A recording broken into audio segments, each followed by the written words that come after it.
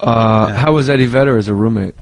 He was good. Laundry, fold it nice and tight. Did you come home and it smelled like Dreft? I was kind of a refugee living in Kelly Curtis's basement. Kelly Curtis and his wife. I lived in actually 2 basements of their houses, and lived with Susan and Chris for a short period of time too, or hung with them for a couple of weeks till I found a place to. So you lived with the Cornells. I did. Lived with the Curtises. You lived with the Cornells, the Curtises. Yeah.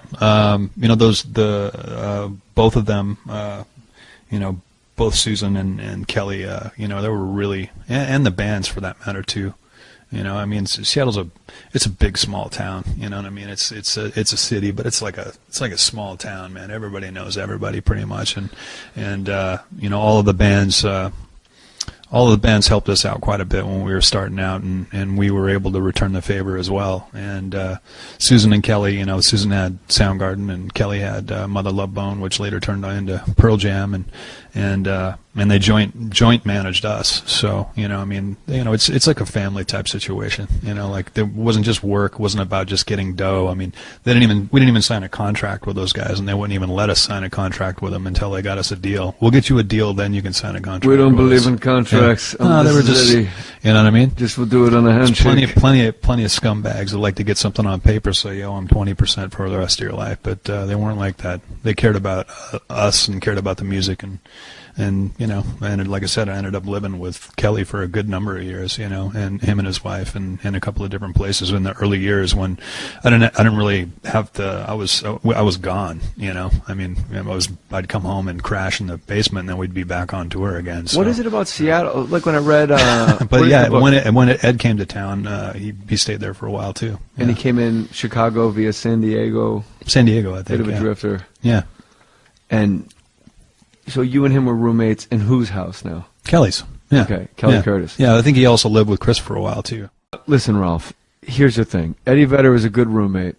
Yeah. And how long did you 2 live together? Not long. I mean, like I said, it was just transient town where people are coming and going. Well, and we were definitely. I mean, yeah. we were either recording or on tour. You know what I mean? And so were those guys too.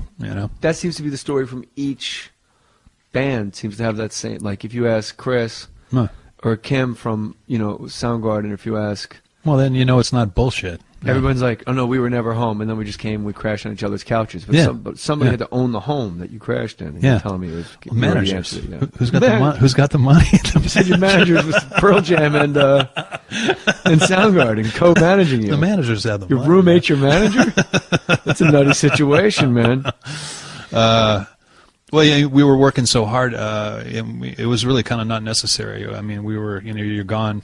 You make a record and you're gone for a year and a half. You know what I mean? Yeah. So, by the time you know it, 2 years has gone on, and you're into the next cycle of doing that. The first time we were making money, but we weren't home enough to be able to do anything about it. I think in '94 we finally came back on the end of dirt, and we all kind of crashed out because we'd been working pretty much nonstop since 1988. We got together at the end of '87, and had been touring, getting a record deal, do all of that stuff.